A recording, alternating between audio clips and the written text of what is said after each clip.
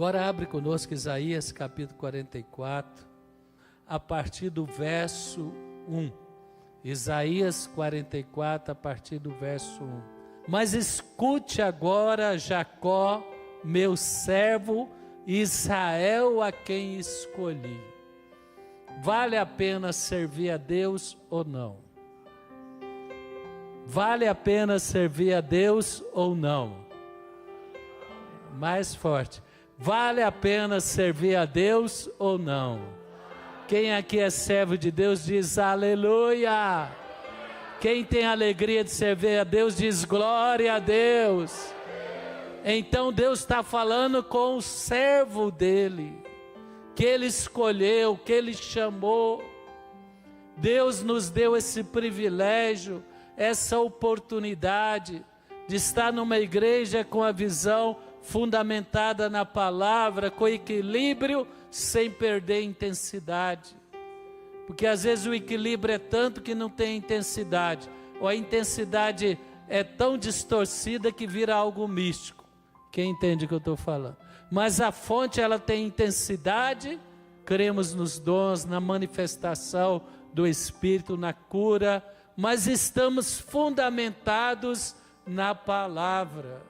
Os limites da fé são a palavra, e a palavra tem espaço para o sobrenatural.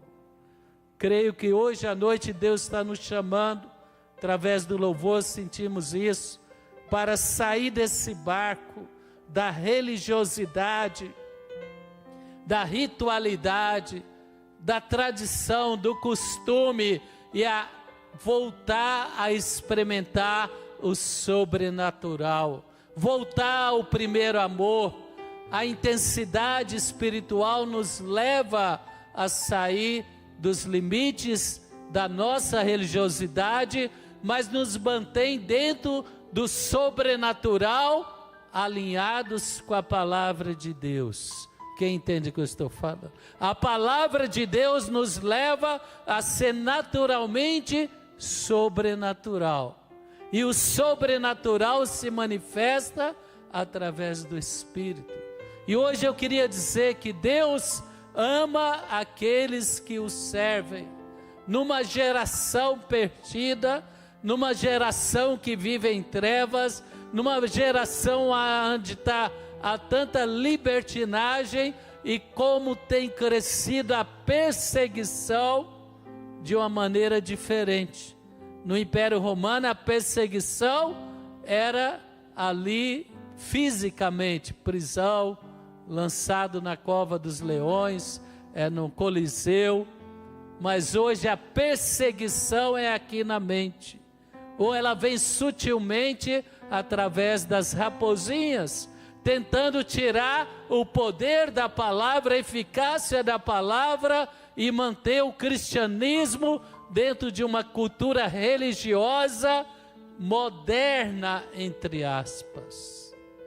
Mas Deus está falando: escuta, ó meu servo, que eu escolhi. Meu irmão, Deus está acima de toda instituição, de todo governo, de toda estrutura humana. Quem crê que Deus está acima? Quando Deus criou Adão e Eva para governar a terra, e quando Deus estabeleceu a igreja para resgatar o homem que estava preso ao pecado, e o projeto da redenção, a instituição que vai prevalecer e vai receber Jesus é a igreja do Senhor Jesus Cristo. E aí eu queria destacar aqui alguns benefícios que Deus traz para os seus servos, que Ele promete aqui em Isaías 44. Assim diz o Senhor, aquele que o fez, que o formou no ventre e que o ajudará. Não tenha medo, Jacó, meu servo, Jejurum, a quem escolhi, pois derramarei água sobre a terra sedenta, torrentes na terra seca.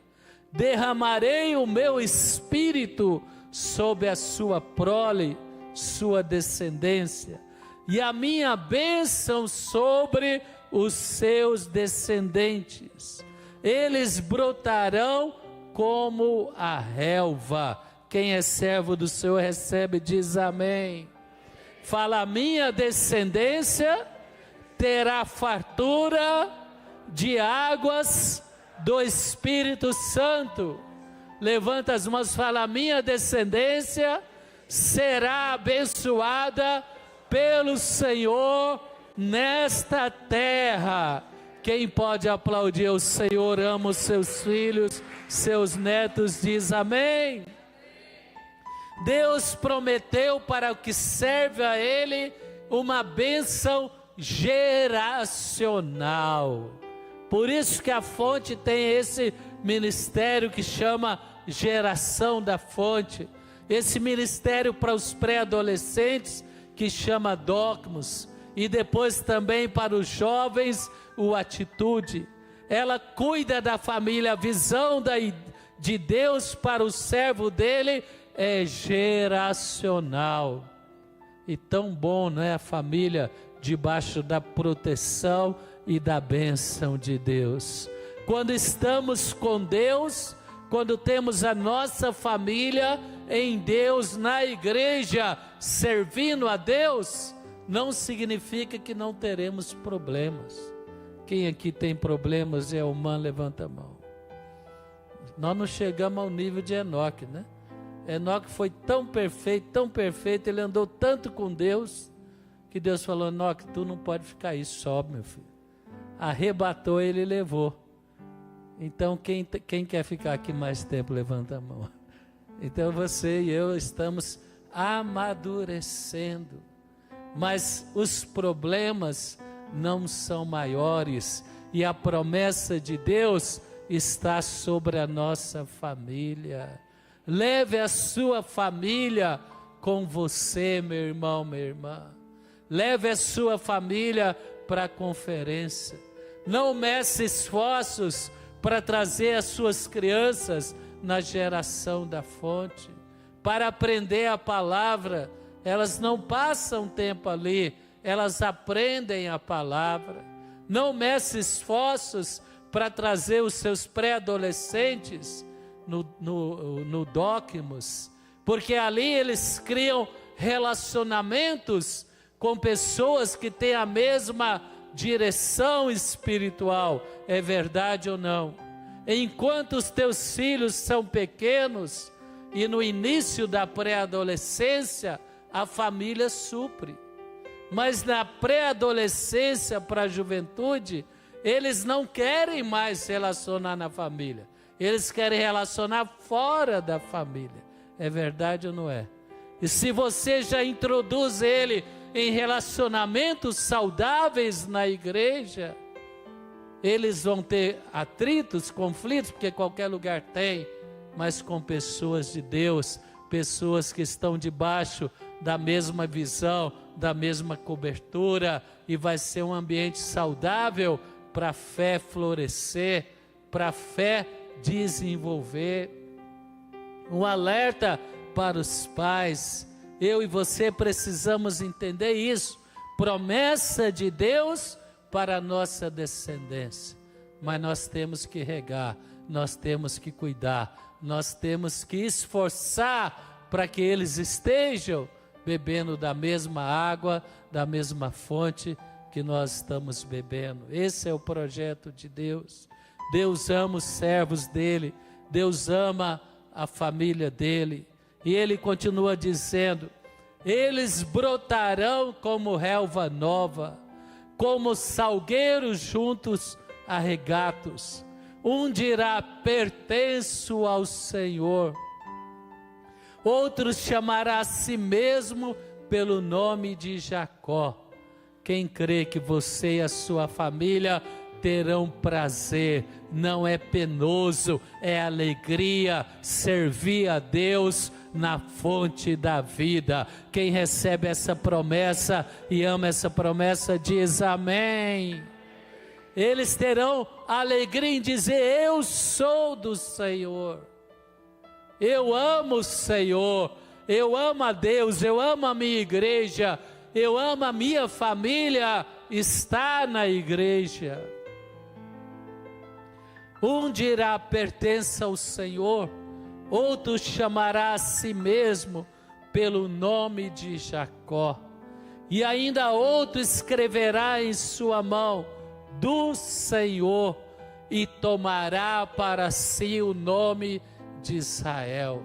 Meu irmão, quando nós vemos e vivemos a celebração dos 30 anos, e vemos o apóstolo falando: olha, isso não é fruto de uma pessoa, eu também sou membro da fonte, isso é fruto de uma equipe, é fruto de uma igreja que serve a Deus, que ama a Deus, e eu e você tenhamos esta alegria, tenhamos este coração, possamos gerar na próxima geração essa alegria, falar: eu sou do Senhor, eu sirvo ao Senhor, eu amo o meu Deus, eu amo a minha igreja, eu amo a família de Deus. É uma alegria estar aos finais de semana ou aos sábados jovens, os pré-adolescentes, ou mesmo durante a semana. É uma alegria estar na casa de Deus. Quem pode dizer aleluia? Só a mesma. Quem ama a fonte da vida, diga aleluia. Quem ama esse Deus maravilhoso, diz glória a Deus. Eu e você temos esta alegria, isso é contagiante, meu irmão. E quantas programações a igreja esse ano, né? Toda semana, todo mês aqui, faz inscrição para isso, faz inscrição para aquilo, né? Você já está até, o seu computador lá, o seu aparelho já até decorou lá as palavrinhas para você pôr lá na inscrição. Ainda bem que eles decoram, facilita para nós, né? Graças a Deus por isso. Mas quem não quer perder nenhuma das atividades, quem quer andar, hoje eu fui sair e pude levar a camiseta, os 30 anos da fonte, celebrando, né? Divulgando, crendo que coisas melhores virão para nós. Quem diria, hein? Quem diria a fonte da vida está aqui sendo homenageada também na Câmara Distrital. Quem pode aplaudir ao Senhor por isso? Isso é algo que Deus está reconhecendo o seu trabalho, a importância da igreja na ação social, na ação cultural, na ação evangelística. Quantos casamentos restaurados, quantos jovens tocados pelo Espírito Santo. E interessante é que na fonte da vida, eu vi um pouco da palavra do apóstolo, publicou na rede social, né? Que ele deu lá na homenagem que recebeu lá na Assembleia em Goiás, que a fonte da vida, ela não discrimina as pessoas, nem por nível cultural, nem social, nem econômico. Ela acolhe as pessoas. A referência da fonte é Jesus Cristo, é levar o ser humano a conhecer e servir a Deus, e só há um caminho, que é Jesus Cristo. Mas ela desafia a pessoa a desenvolver o seu potencial. Quem entrou na fonte foi desafiado a crescer como pessoa, como ser humano, como profissional. Quem foi desafiado? Ela desafia você a acreditar em Deus, nas promessas de Deus, e nós já estamos colhendo frutos desta visão. Quem pode dizer que cresceu como pessoa e cresceu emocionalmente, espiritualmente, profissionalmente, em áreas da sua vida, impulsionado pela visão da igreja, pelas promessas da palavra? Quem pode dizer isso? E Deus vai te levar a lugares muito mais altos. Recebe, diz amém. Se você crê, diz amém. Levanta as mãos e fala: Deus vai me levar a superar os limites da incredulidade, a superar os limites dos meus temores, e através das promessas da sua palavra, Deus vai me levar a lugares mais altos. Quem recebe diz amém. Fala, seu irmão: te vejo lá nos lugares altos. Eu e você não seremos envergonhados, seremos honrados. A palavra diz que o Senhor nos guia com o seu conselho. O Senhor me guia com o seu conselho e depois me receberá com honras. É isso que Deus tem para você. Então eu queria destacar aqui alguns pontos desta palavra. Voltando agora ao verso 2. Assim diz o Senhor, aquele que o fez, que te formou lá no ventre, lá no útero, e que o ajudará. Primeira promessa de Deus para o servo dele é que ele não vai te abandonar, ele te ajudará. Quem precisa da ajuda de Deus? Quem quer a ajuda de Deus? A obra não é fácil, o desafio de ser uma luz no meio das trevas não é fácil, mas a sua ajuda, a nossa ajuda é incomparável. Deus vai te ajudar na sua vida profissional, Deus vai ajudar você a superar as limitações emocionais, Deus vai te ajudar a vencer ataques malignos em nome de Jesus. Quem é fonte, então, levanta as mãos. Não é esse o padrão da fonte? Quem lembra, não é? Quem vive esse padrão? Levanta as mãos, fala: o meu Deus, Ele me comissionou, Ele me chamou para viver as promessas, para servi-lo, e quando eu me sinto incapaz, quando eu me sinto pequeno, eu declaro: o meu Deus estará presente para me ajudar. Deus te ajudará, meu irmão, também no ministério, também no testemunho. Deus não abandona o servo dele. Se eu e você honramos a Deus, Deus estará conosco. Eu honro aqueles que me honram, aqueles que servem ao Senhor com o coração disposto e voluntário, terão a ajuda, o favor e a bênção de Deus. Você vai estar no lugar certo, na hora certa, e o vento vai soprar ao seu favor. Você crê nisso? Diz amém. Se tiver tempestade também, Deus tem um caminho na tempestade. Então Deus fala: eu te ajudarei.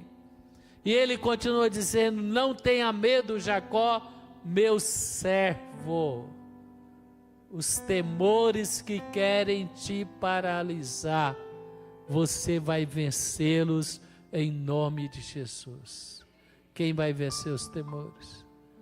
Talvez você está paralisado profissionalmente, emocionalmente.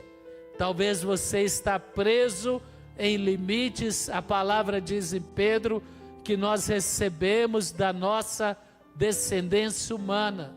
Não é desonrando os pais, mas nós recebemos da nossa hereditariedade humana limitações, mas que através da fé em Deus nós vamos superar em nome de Jesus, para viver as promessas de Deus. Então esses temores que te limitam e impedem de liberar a sua fé, o seu potencial, você vai enfrentá-los e vai vencê-los.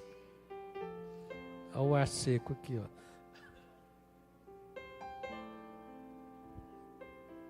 Fala: você vai enfrentar e vencer. Então levanta as mãos, vamos exercitar. Fala: eu creio que Deus me chamou e os temores que eu herdei na minha descendência, na minha ascendência, que limitaram a minha casa, esses temores não vão limitar a minha vida em nenhuma área, em nome de Jesus. Quem pode aplaudir ao Senhor? Foi isso que Deus fez com Gideão. A nação e a família de Gideão estava presa a Baal. E Deus falou: vai e destrói o altar de Baal. Quando uma pessoa converte, os altares idólatras na família dele começam a ser destruídos em nome de Jesus. Altares que promoveram vícios, vergonhas, tristezas, maldições são quebrados. Gideão falou: Deus, eu tenho medo. Deus falou: faz. E ele foi e fez à noite, mas é importante que ele fez. Você está com medo, mas faz. Quem já enfrentou o medo? Enfrenta o medo. A palavra diz que ele destruiu o altar de Baal à noite, escondido, para ninguém ver. Mas ele destruiu, ele obedeceu, ele venceu o medo. E amanheceu e falaram: quem que destruiu o altar de Baal? Eles falaram: foi Gideão. Aí eles falaram para o pai dele: entrega ele para nós. O pai dele falou: não. Já começou a cair o demônio, irmão. Ele falou: se Baal é Deus, que Baal se defenda. Eu estou do lado do meu filho. Ele foi corajoso. Quem crê que a sua família vai ver o poder de Deus, a bênção de Deus na sua vida emocional, profissional, espiritual, e vai estar ao seu lado, em nome de Jesus. Diz amém. Contra os sinais e o poder de Deus, meu irmão, não há quem resista. Então Deus falou: meu servo, não fique preso no medo.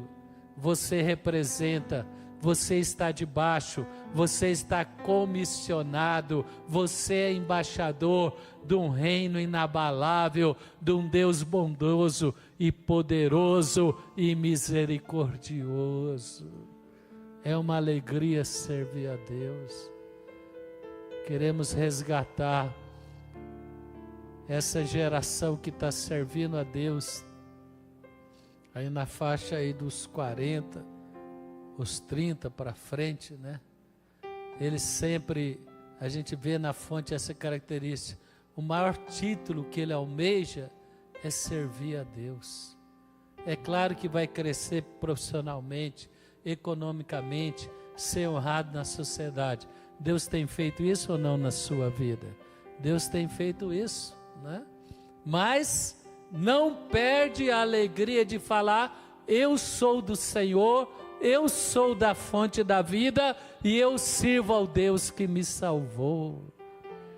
Não troque a glória de Deus pela glória passageira, pelo sucesso passageiro deste mundo. Leve com você, porque é Deus que te levanta, é Deus que te sustenta, e se houver perseguição, Ele estará ao seu lado, vai te ajudar, você vai vencer os medos. Outra promessa de Deus, versículo 3: pois derramarei água na terra sedenta, torrente na terra seca, derramarei o meu espírito na sua prole, e a minha bênção sobre os seus descendentes. Eles brotarão. Esse ano é o ano da frutificação. Fala: eu e a minha família brotaremos a bênção de Deus, e o poder do Espírito vai desfazer toda a esterilidade sobre a minha casa, vai transbordar a bênção de Deus. Quem pode aplaudir ao Senhor? Coisas boas virão sobre você, coisas boas, boas novas virão sobre a sua vida emocional, espiritual, profissional, e o Espírito não faltará para a sua descendência, em nome de Jesus. A água traz a capacidade de florescer, de frutificar. O que diz Salmo? Serão como árvores plantadas junto à corrente de água, cujas folhas não murcham e no tempo certo darão os seus frutos. Esta água estará presente na minha vida, na sua vida, na fonte da vida. É outra promessa: não faltará abundância de água, e isso vai gerar frutos, rebentos, brotos, que vão gerar frutos, que vão abençoar você, sua casa, e vão exaltar o nome do seu Deus. Brotarão como relva nova, como salgueiro junto aos regatos. Meu irmão, o nome de Deus estará sobre você. Como Deus tem cuidado da fonte da vida, como Deus tem cuidado da família, fonte da vida, como Deus tem nos abençoado. E eu queria estender ainda algumas, como Deus ama e vê os servos dele. Primeiramente, Jó 42. Olha o que Deus fala de Jó, depois que ele passou tanta aflição, mas ele não abriu mão de servir a Deus, apesar que falou demais. Mas quem não fala demais, né, irmão? Ainda mais debaixo da pressão que passou Jó, né? Quem já falou muito debaixo de pressão, bem menos que Jó, levanta a mão. Fala, ainda bem que Deus não ouviu. Ele ouviu, mas ele fez de conta, né? Quando nós extrapolamos os limites, Deus abre lá a nossa ficha, vê o nosso histórico e fala, não, ele soma, né? Agora ele tirou 0, mas na outra prova ele tirou 7, então 3,5 vai melhorar, mas vamos renovar a misericórdia. Quem crê que Deus é misericordioso? Deus é misericordioso. De vez em quando ele finge que não ouviu e dá um tempo para a gente arrepender. Quem quer arrepender rápido, falar, oh Deus, me perdoa, eu não devia ter falado isso. E Jó, a dor dele era muito grande, né, irmão? A aflição dele. E aí finalmente Jó caiu em si, Deus se manifestou a ele.